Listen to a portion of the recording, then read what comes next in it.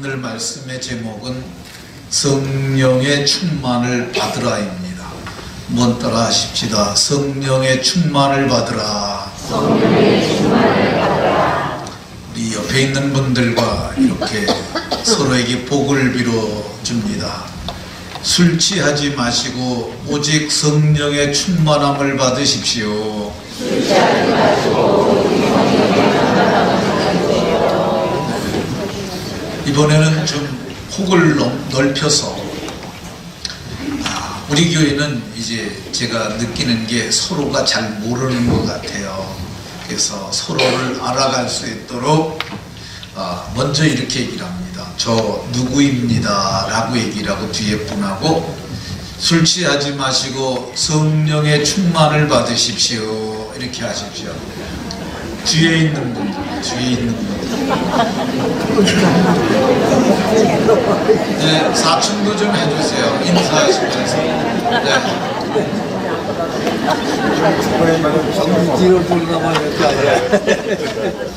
그리고 제가 좀 여러분들에게 당부드리고 싶은 게 요즘 애들은 인사를 안 해 이렇게 말하지 마시고 여러분들이 먼저 인사를 좀 하면 좋겠다 이런 부탁드리고 싶습니다. 네. 저는 우리 교회에 오면은 거기 2층에 애들이 모여요. 걔네들하고 다 이렇게 인사합니다. 잘 지냈니? 예뻐졌네? 춘대 어떻게 왔어? 수고했다. 참 잘했다. 한 번씩 안아주기도 하고 그렇게 합니다. 근데 애들하고 저하고 소통이 돼요. 애들하고 그게 잘 안 되면 그냥 손이라도 이렇게 흔들어줘도 애들이 이렇게 손 흔들면은 처음에는 안 하다가 한 5번 만나게 되면 지네들도 합니다. 이게 무언의 소통이죠. 그러니까 우리 교회에 오는 청년들을 우리가 따뜻하게 기대하는 마음으로 복 빌어주는 마음으로 서로 인사를 해서 아름다운 소통이 있는 우리 교회가 됐으면 좋겠습니다. 다시 한번 술 취하지 말고 성령의 충만을 받으세요.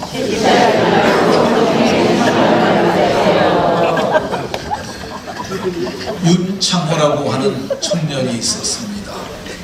그 청년은 검사가 되는 것이 꿈이었어요. 얼굴이 얼마나 해맑고 얼마나 참 잘생긴 청년입니까? 이 친구가 공부를 잘해서 고려대학을 들어갔고 고려대 행정학과에 입학하고 재학 중에 카츄샤에 응시해서 카츄샤가 됐습니다.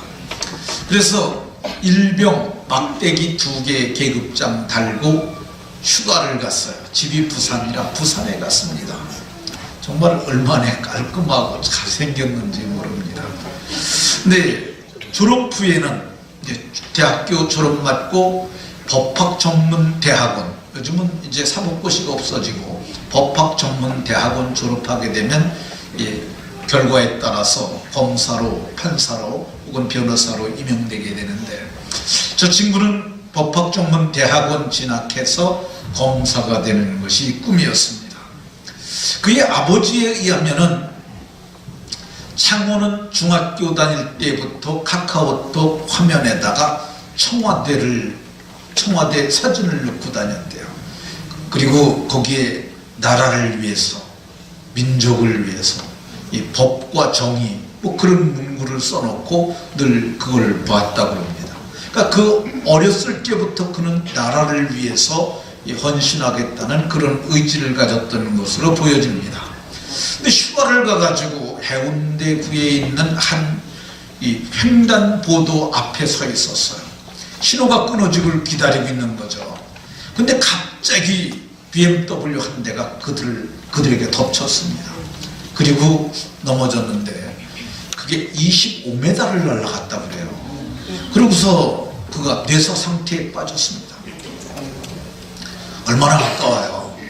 청와대 화면 그려놓고 법학전문대학원은 붙기만 하면 들어가는 거고 그의 미래가 탄탄히 열려있을 것 같았는데 그 친구가 그만 식물인간이 되고 말았습니다. 그 친구들은 이걸 너무너무 속상해가지고 음주운전 그 친구인데 BMW 몰았던 친구가 만취 상태에서 술을 모른 거야. 차를 모른 거야. 그러니까 이 음주운전 때문에 그랬으니까 이 음주운전자를 강력하게 처벌하는 법을 만들어 달라. 그걸 청와대 게시판에 올렸어요. 근데 한 달 내에 20만 명 이상이 동참하면 그것이 청와대는 거기에 답변을 해야 합니다. 근데 3일 만에 20만 명이 넘었어요. 많은 사람들이 공분을 하는 거야. 어떻게 술 먹고 사람을 그렇게 채서 죽일 수가 있느냐. 모두가 공분을 한 거죠. 이 사람들은 그 프랭카드 있죠. 프랭카드. 예.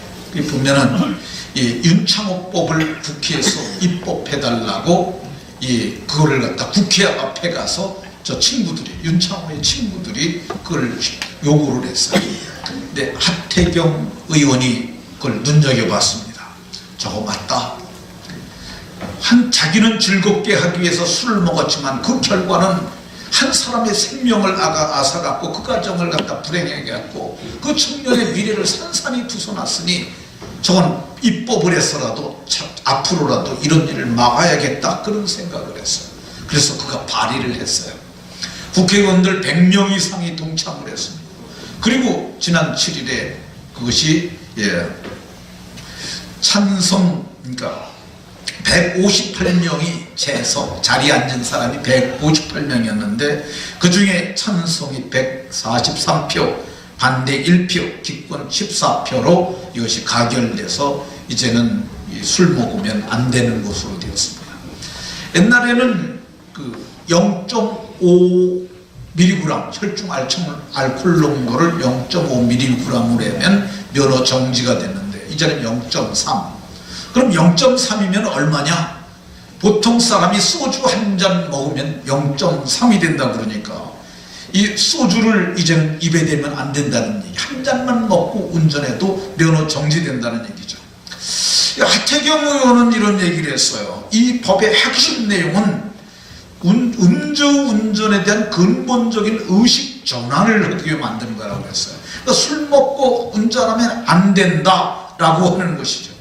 술은 정말 본의 아니게, 우리 그런 말 하잖아요. 본의 아니게, 내 뜻은 그게 아니었는데 본의 아니게 내가 이런 일을 했다.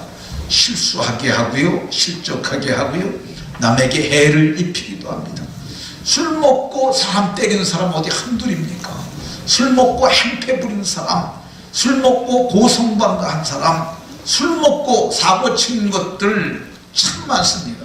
그래서 우리가 속으로도 그놈의 술이 웬수라고, 술 먹는 집에서는 다 그놈의 술이 웬수라고 얘기를 하는데 이 술이 정말 우리에게 수많은 해악을 가져옵니다. 그래서 바울사도는 에베소 교회에 편지하기를 술 취하지 말라 이렇게 말합니다. 이게 명령문이에요. 해도 되고 안 해도 되는 것 아니라 반드시 술 취하면 안 된다고 이렇게 말합니다.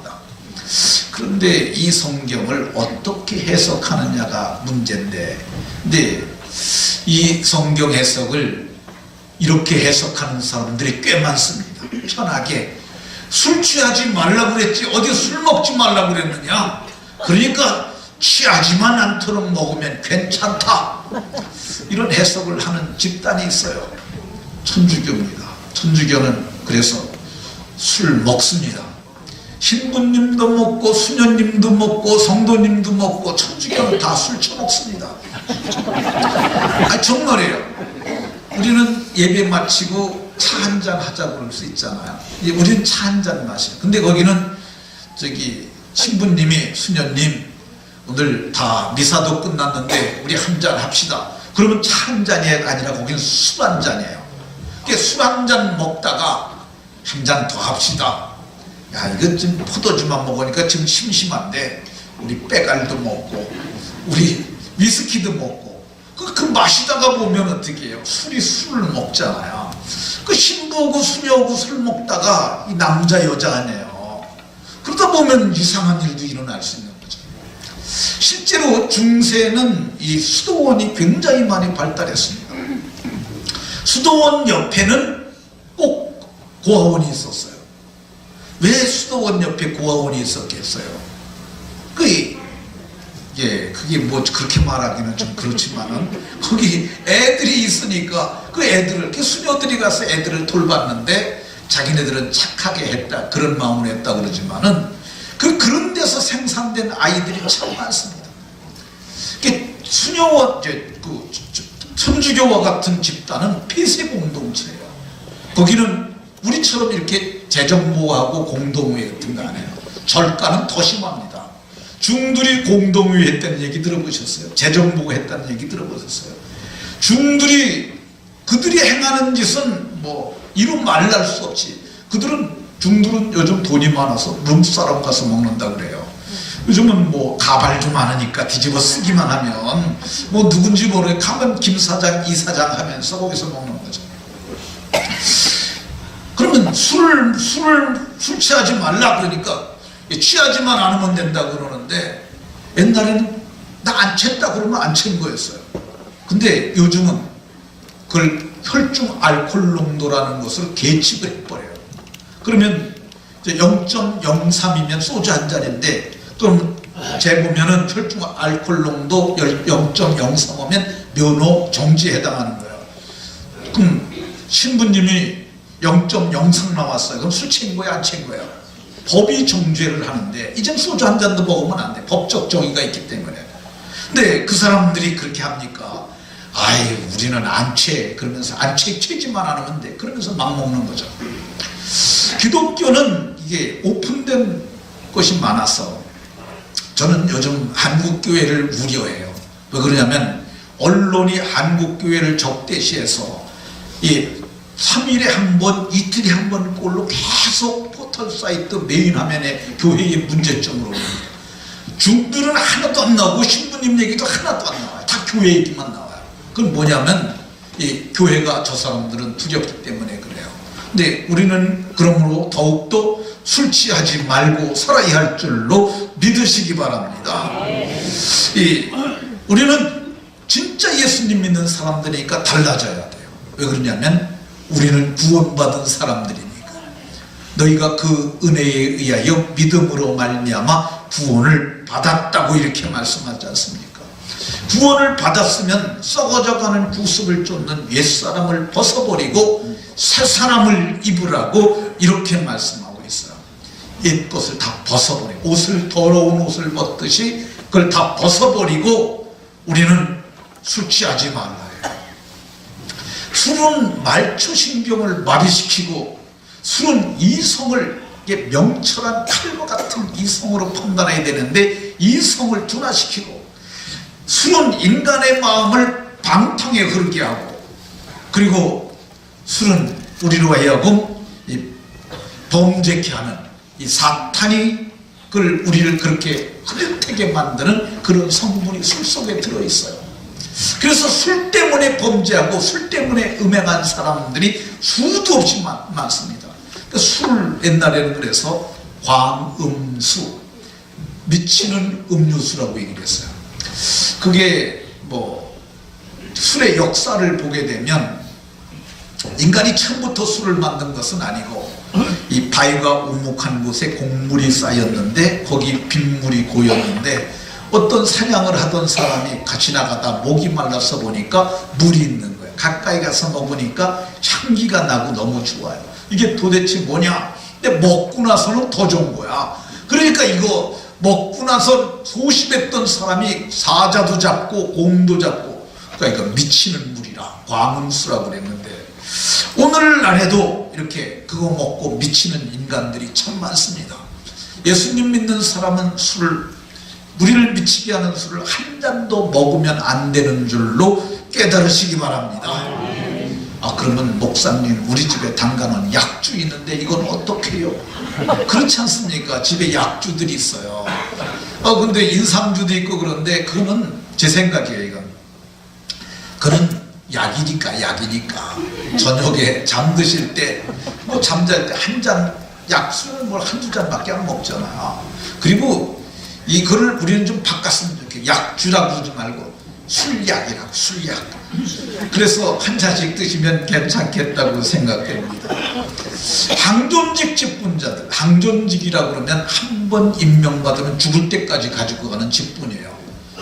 목사, 장로, 안수집사, 권사, 이 항존직 직분자들은 하나님께로부터 받은 직분이라는 긍지 높은 자존감을 가지고 술을 더더욱 먹으면 안 되는 줄로 깨달으시기 바랍니다. 제가 왜 이런 얘기하냐면 술 먹는 안수집사님도 있고 권사님들도 많아요. 그러니까 제발 드시지 마시라는 거예요. 그러니까 내가 술 먹으면 같이 먹잖아요. 예, 그러면 똑같이 믿지 않는 자들이 술 먹고 뭐라 그러냐면 저것들 믿지 않는 우리하고 똑같아.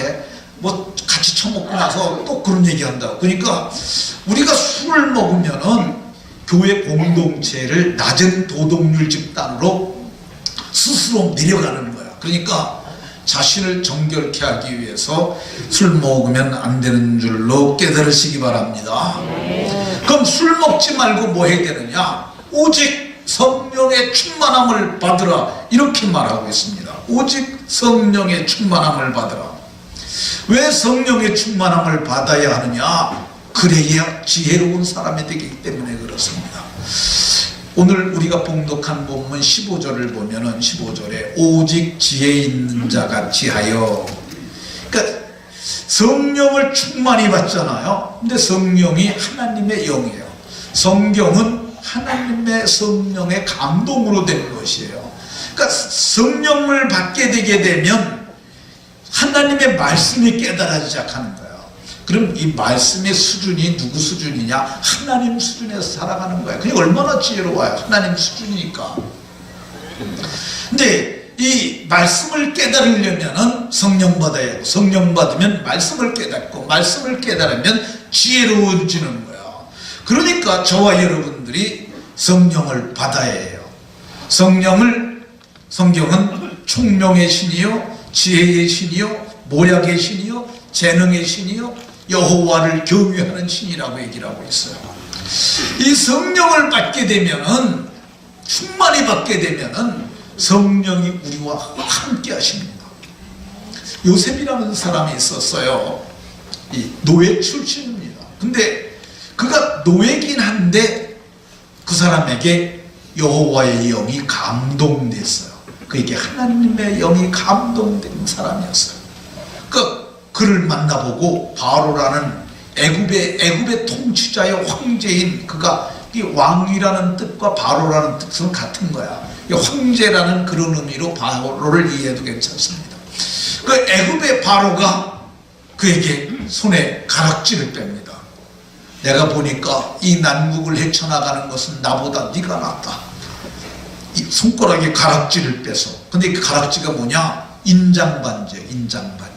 인장반지가 도장이에요. 이게 옥새예요. 옥새. 그러니까 우리는 옥새를 거북이 등으로 해가지고 만들어 놓고 밑에 도장 찍어갖고 이렇게 도장 새겨가지고 그걸 좋은 함에다 만들어서 보관을 하잖아요. 그러니까 이게 왔다 갔다 잊어버릴 수가 있어요. 근데 이 바로는, 애굽은 어떻게 했냐면 바로가 죽으면서 가락지를 빼요. 그래 그 자기 아들에게, 다음 왕에게 껴주는 거예요. 이거는 뭐 손가락을 자르기 전에 잊어버리지 않는 거죠. 그러고서 결제할 도장을 찍어야 될 땐 이렇게 찍는 거예요. 빼지 않고 찍습니다. 그냥 그대로 찍는 거예요. 이게 국세예요. 근데 요셉에게 가락지를 껴주면서 내가 너보다 높은 것은 보호자 하나뿐이라 너는 애굽을 통치하라. 그러면서 버금 수레를 내줍니다. 이 버금 수레라는 것이 우리 버금 간다 그러잖아요. 그 애굽에는 이 1호 마차가 있었어요. 1호 마차. 그건 바로가 타던 거고, 2호 마차는 이 버금 수레인데 그건 바로가 타기도 하고 왕비가 타기도 하고 그러는 거죠. 그리고 특별히 필요한 경우 내주는 건데, 그 버금 수레를 내주면서 너는 애굽을 통치하라 그랬어요. 근데 왜 그랬느냐? 하나님의 신에 감동되니까, 저가 정말 지혜롭고 청명한 사람이 되니까 그렇게 그에게 은혜를 베풀었다는 걸 볼 수가 있습니다. 그러니까 하나님의 영에 감동되기 위해서는 우리가 성령을 받아야 할 줄로 믿으시기 바랍니다. 근데 성령 받으면 바로 그렇게 되느냐? 그건 아니에요. 왜 그러냐면 성령과 동행하면서 성장과 성숙이 일어나야 되는데, 세월이 가면 갈수록 성령 받은 사람은 그래서 유력한 자들이 됩니다. 왜 성령을 충만히 받으라고 그러냐? 16절에 보면 때가 악하기 때문에 그렇습니다.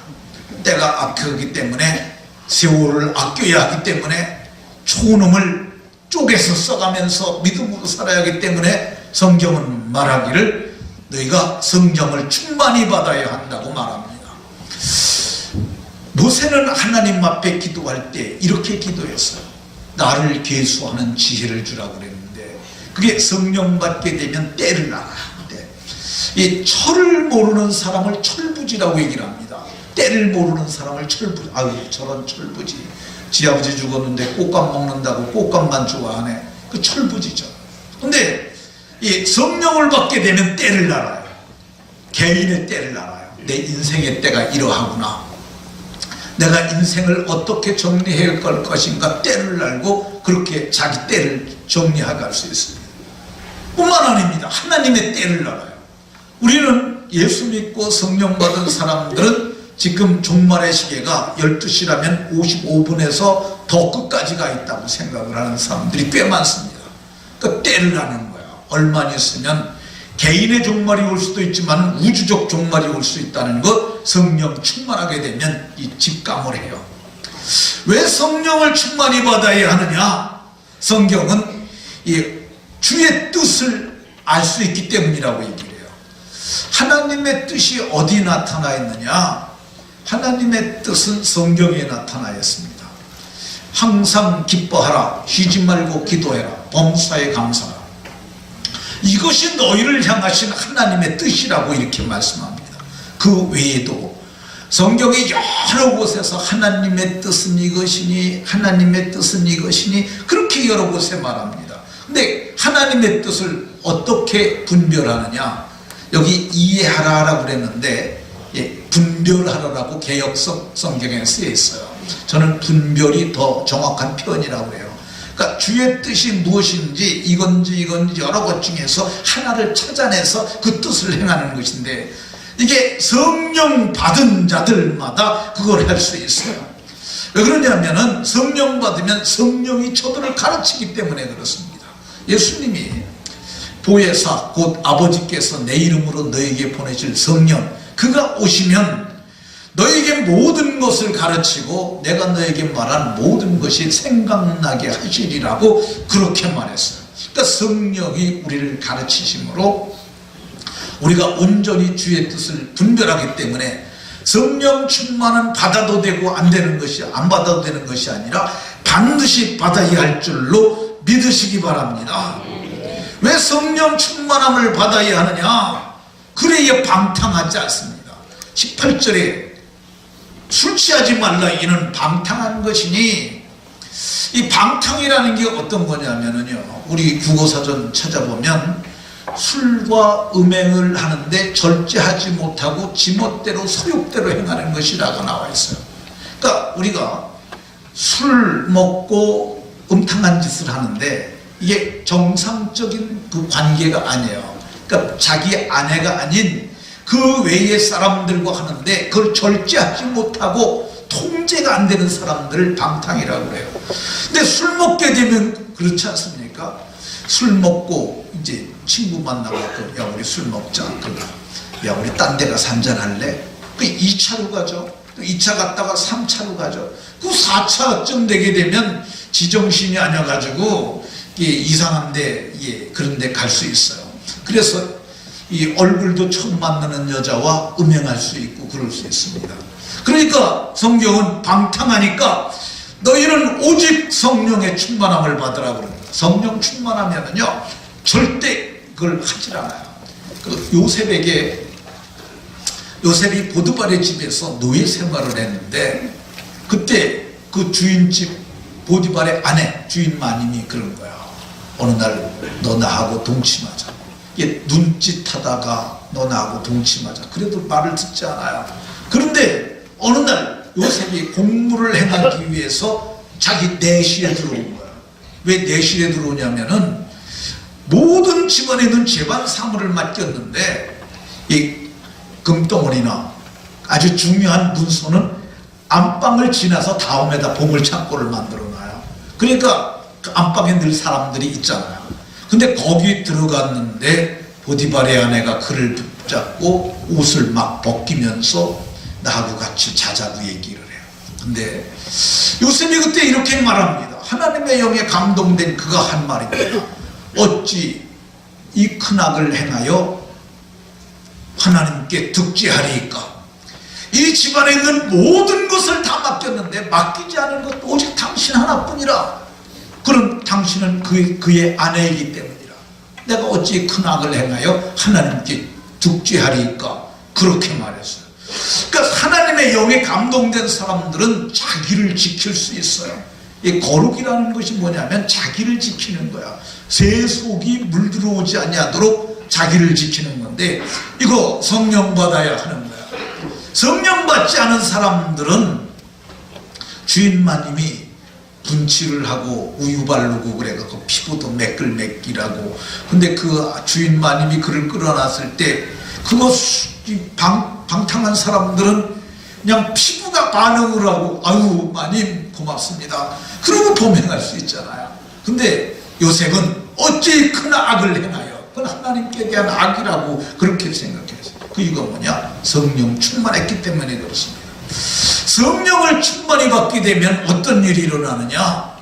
지혜와 찬미와 신령한 노래들로 서로 화답하며, 이렇게 말해요. 너희 마음으로 주께 노래하며 찬송하며. 성령 받으면 노래가 달라져요. 저도 27살 때까지는, 27살 추수감사절 11월 셋째 주까지는 제가 술 먹었습니다. 잘 먹었습니다. 술을 엄청 잘 먹었어요. 그리고 노래도 잘 불렀어요. 세상 노래. 워낙에 노래를 잘 못해갖고 잘하진 못했지만, 그때 당시에 우리가 통기타 가지고 하는 게 유행이 있어서 가요책을 이만큼 갖고 있었어요. 그거 가지고 제가, 근데 이상하게 저는 기억력이 좋아서 그런지 다 외버려갖고 그 노래 다 외우고 있었어요. 저 푸른 초원에 거지 같은 집을 짓고 사랑하는 우리 집과 300년 살고 싶어. 그런 거 있잖아요. 오동잎 한잎 뒤에 그런 거를 밑어서 돌아와요 부산항 해서 어쨌든 그런 노래 다 외우고 있었어요. 근데 예수님 믿고 나서 그 다음날부터 저는 세상 노래 부르지 않았어요. 그러니까 여호와의 영에 감동하심이 있었어요.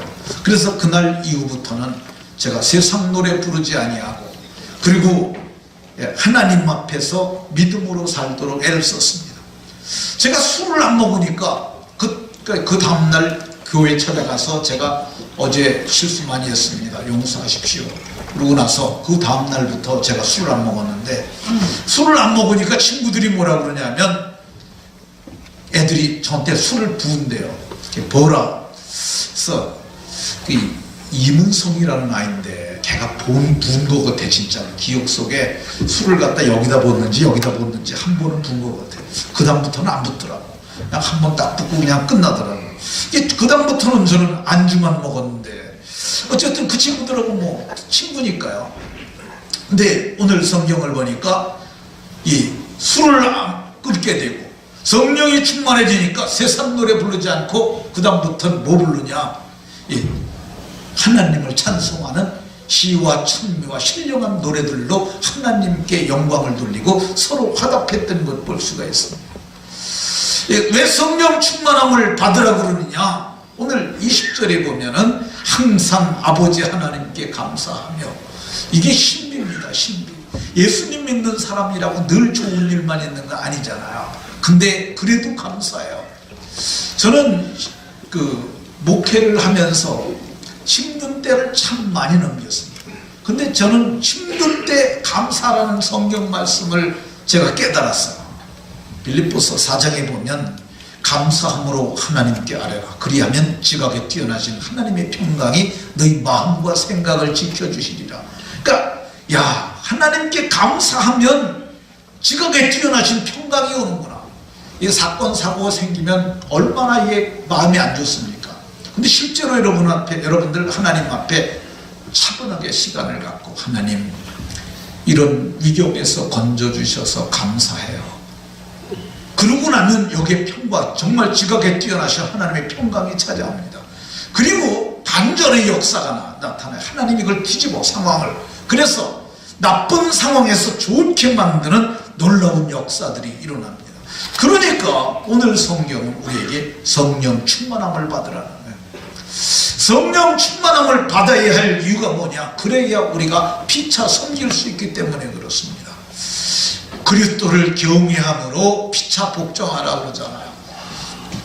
예수님 안 믿는 사람은 자기를 한껏 높이며 목을 딱딱받치게 세웁니다. 근데 정말 예수님 믿는 사람은 고개 숙여요. 모든 일을 화목하게 하죠. 지난 주간에 어떤 장로님이 제게 문자를 하나 보내셨어요. 이 문제가 다 해결됐습니다. 금년 연말까지 다 해결됐다고 얘기를 해요. 그래서 감사합니다 하고 전화를 드렸어요. 어떻게 해결되셨어요? 그랬더니 제가 많이 양보했습니다. 정말 양보하니까 그렇잖아요. 똑같이 싸우면 해결이 되겠습니까? 한쪽이 조금 양보하면. 근데 저는 그 생각했어요. 하나님께서 갚아주시길 바랍니다. 마음으로 그랬어요. 근데 그래서 피차 섬길 수 있는 그런 은혜가 성령을 받음으로 나타난다고 얘기를 하고 있습니다. 그러면 누가 성령을 받을 수 있느냐? 세상 사람들은 못 받아요. 왜 그러냐면 그 사람들은 육에 속한 사람들이기 때문에, 육에 속한 사람은 하나님의 성령의 일을 받지 아니하나니, 육이라는 말은 이 육체만 있는 사람이에요. 육체만 있는 게 뭐예요? 짐승이죠. 세상 사람들은 이게 영적으로 보면 짐승과 같아요. 짐승은 혼과 육체만 있어요. 근데 예수 믿지 않는 사람도 혼과 육체만 있는 거예요. 우리는 그럼 뭐냐? 영이 살아나. 우린 영혼과 육체가 있는 거예요. 그럼 저들에겐 영이 없냐? 저들에게는 거듭나지 못한 영이 있어요. 그래서 그건 짐승의 영과 다를 바가 없어요. 근데 우리는 예수님을 믿는 순간 허물과 죄로 죽었던 우리를 살리셨다는 말이 거듭났다는 거예요. 거듭이라는 말이 다시 태어났다는 거예요. 그래서 우리의 영에 하나님의 영이 들어오는 거예요. 하나님도 영이시고요, 우리도 영이 있어요. 그러니까 하나님은 영이시니 그러잖아요. 그 영이 우리 믿는 우리 영 속에 들어오는 거예요. 그 영이 우리 안에 들어오는 순간 우리는 영이 살아나고, 그리고 그 영으로 말미암아 영적 이해력과 분별력이 생겨요. 그래서 이 영을 최초의 예수님을 믿는 순간에 받는 영이 양자의 영이라고 바울은 로마서에서 말했고, 갈라디아에서는 아들의 영이라고 그랬어요. 그러니까 우리가 하나님에게 입양되는 건데, 그러니까 하나님의 아들로 입양이 되는 거예요. 그래서 하나님이 아들이 됐다는 것을 확인하는 순간 우리에게 아들의 영을 주는 거예요. 그래서 아들의 영을 가진 사람들은 하나님을 아버지라고 부르게 되는데, 이때 우리를 새 생명을 가진 사람이며 새 마음을 가진 사람이며 지식에까지 새롭게 하심을 받은 새 생각을 가진 사람이며 신성한 성품, 이건 사람들에게 없는 성품이에요. 그걸 신의 성품이라고 그랬는데 그게 거룩이에요. 하나님께만 있었던 그 성품을 우리가 받습니다. 그래서 우리가 거룩이 무언가를 알아요. 거룩은 자기를 지켜 새 속에 물들이지 않는 것, 그게 거룩이거든요. 그러니까 바닷고기가, 바다에 있는 고기들이 소금물 속에서, 바다가 소금이잖아요. 근데 3%의 소금 속에 사는데도 불구하고 짜지가 않아요. 회를 먹어보면 안 짜잖아요. 그 살아있었기 때문에 그렇습니다. 우리가 새 생명을 갖고 살아있으면은 새 속이 우리에게 들어오잖아요. 그래서 거룩한 존재로 살 수 있게 되는 줄로 믿으시기 바랍니다. 그럼 어떻게 우리가 성령의 충만함을 받을까? 충만함을 받을 수 있다는 생각을 가져야 돼요. 뭐 이렇게 살다가 죽지 뭐. 그러면 그렇게 끝납니다. 그러면은 양신이 역사해요. 뭐냐면 하나님의 생각과 마귀의 생각이 이게 전쟁터예요, 여기서. 근데 이게 피곤하고 곤고한 그런 삶을 살죠. 근데 성령의 충만함을 받으라 이렇게 얘기를 하잖아요. 오늘 본문 본문 18절에서 야 성령 충만함을 받으라 얘기는 뭐야? 내가 줄게 그런 뜻이 담겨져 있는 거야. 내가 줄 테니까 너희가 받으라는 거야. 성경은 이것이 약속이라고 얘기해요. 약속. 예수님이 뭐라 그러냐면 이 아버지의 약속하신 것을 기다리라. 이 사도행전 1장 4절에서 내게 들은 바 아버지의 약속하신 것을 기다려. 약속이에요. 약속하면 지킵니까 안 지킵니까? 윤인덕 집사님 어제 밤중에 나와서 저거 했잖아요. 제가 어제 저녁에 늦게까지 이거 공사했는데 저녁에 어른분하고 중요한 약속이 있어서 약속을 마치고 제가 여기로 왔어요. 교회로 와서 보니까 누가 꼼꼼한데 뭘 하고 있는 거예요. 보니까 윤인덕 집사님이 성탄 추리 그거 있잖아요. 그 나뭇가지 그걸 하고 있는 거. 아니 집사님 이렇게 추운데 깜깜한데 보이지도 않는데 이걸 왜 하냐고 그래. 근데 아까 낮에 보니까 이 조상문 집사가 그걸 하더라고. 그러면서 윤인덕 집사님하고 하기로 약속을 했대. 그래서 조상문 집사가 해놓으면은 나머지 어떤 부분은 윤 집사님이 하기로 한 건데 일을 마치고 서울에 가서 이분이 이제 의족을 만드시는 아주 기능사세요.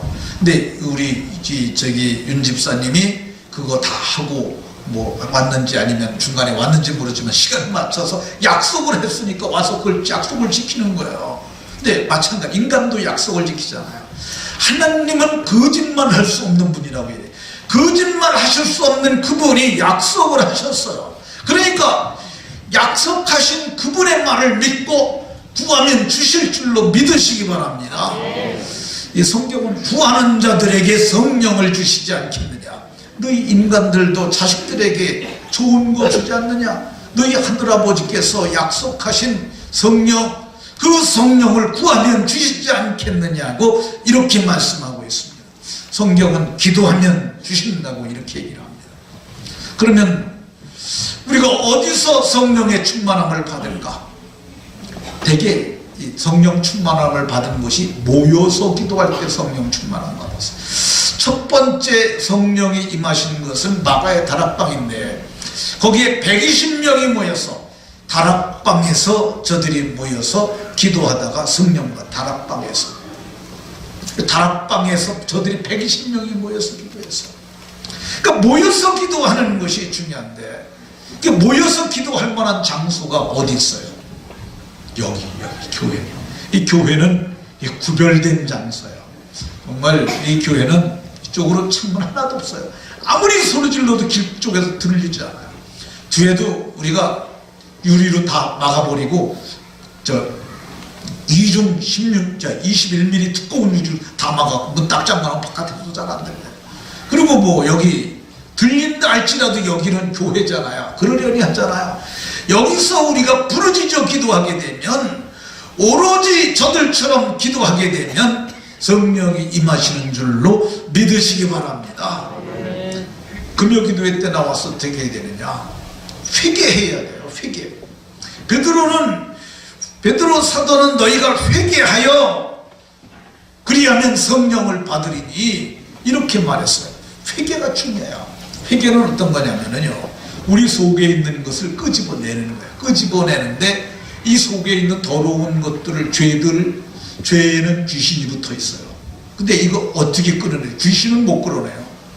어떻게 하면 되느냐? 내가 의지적으로 하나님 앞에 말을 하는 그 순간 내 속에 있는 죄가 나오면서 귀신도 딸려나오는 거예요. 그러니까 우리 속에 있는 귀신을 쫓아내봐야 이 죄가 그대로 있으면 이게 안 나가요. 아무리 해도. 그러니까 여기서부터 하나님 앞에 내 속에 있는 그 죄를 내 입으로 끄집어내는 걸 토설이라고 해요. 토설. 내가 끌어내는 그 순간 귀신도 딸려나가고 내가 깨끗한 성령, 정결한 마음 갖게 되는 줄로 믿으시기 바랍니다. 우리나라가 대부흥의 전기를 맞았던 때가 1907년이에요.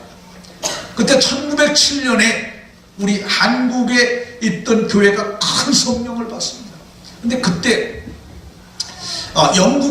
영국에서 나중에 뉴스를 통해서 우리가 이제 자료를 통해서 보도된 것을 한국의 교회 사학자들이 그걸 책으로 썼는데 그 책에 그게 나와요. 영국에 있던 기자가, 영국 사람 기자가 한국에 왔다 한국 교회를 봤는데 그 사람들이 표현하기를 뭐라 그러냐면 지옥의 뚜껑을 여는 것 같아요. 지옥의 뚜껑을 열어가지고 그 더러운 것들이 막 쏟아져 나오는 걸 자기가 봤다는 거예요. 그게 어떤 거냐면 처음에 그 평양 대붕의 시작이 길선주라는 장로님으로부터 시작됩니다. 나중에 목사님이 되시는데 장로님이 그런 거야. 은혜를 받고 깨달으니까 그 회중석에 가서 통곡을 하면서 울다가 목사님 나 잠깐 회개할 것 있는데 말해도 되겠어? 나오라고 그랬어요. 근데 그분이 오는 거예요. 내 친구 누가 죽으면서 나한테 재산 정리를 맡겼는데 내가 그 중에 얼마를 빼들려가지고 미망인에게 주지 아니하고 내가 그걸 착복을 했습니다. 내가 이렇게 나쁜 놈입니다. 나 잘못했습니다. 용서해 주십시오. 그리고 내가 오늘 이제 이 집회 마치고 가서 그 부인에게 가서 내가 착복한 거 다 돌려주겠습니다. 그러니까 한 사람으로부터 집행한 사람이 다 나와서 죄를 자복하는 거야. 그러니까 여기가 비워지니까 성령이 크게 임한 겁니다. 그러니까 우리가 회개해야 하고요. 또 하나님이 주신다고 그랬으니까 사모하는 마음이 있어야 돼요. 여기서 이 사모하는 영혼을 만족하는 거야. 이 속에서부터 열정을 가지고 주님 내게 성령 주셔서 내가 성별되게 거룩하게 능력 있게 살게 해달라고 하나님 앞에 기도하게 되면 하나님께서 주실 줄로 믿으시기 바랍니다. 그러면 우리의 인생이 달라지고 미래가 달라집니다. 특별히 젊을 때 성령 받아야 돼요. 그럼 젊을 때 성령님과 동행하면서 점점 성령께서 우리의 신앙의 인격을 키워주시고 마음과 생각을 크게 해주시고 그래서 이 큰 인물이 되는 거죠. 늙어서 성령을 받아도 되긴 되는데 늙으면 날이 별로 없잖아요. 그러니까 늙어서 받는 것보다 젊어서 받는 게 좋아요. 그리고 그분하고 늘 함께 해야 돼요. 그래서 성령을 근심하게 하지 말고 성령의 충만함을 계속 이룰 수 있도록 성령을 쫓아 행하는 것, 따라가는 거예요. 성령의 말하게 하심을 따라 말하고 성령의 감동을 따라 행동하고 그래서 성령의 열매를 맺는 거죠. 말씀을 마치도록 하겠습니다. 오늘 성경은 우리에게 술 취하지 말라 명령입니다. 끊으세요. 술 끊는 거 아주 쉽습니다. 내일서부터 안 먹으면 돼요. 아니 정말입니다. 저 그날 이후로 안 먹었어요. 지금까지 안 먹었어요. 그러니까 술 취하는 거 아주 쉽습니다. 먹지 말고 그리고 오직 성령의 충만함을 받으라는 말씀을 따라 하나님 내게도 성령 주셔서 내가 성령을 따라 성령의 열매 맺는 그런 아름다운 인생 되게 해달라고 구하심으로 모두가 복된 인생들이 다 되시기를 예수님 이름으로 축원합니다. 기도합니다.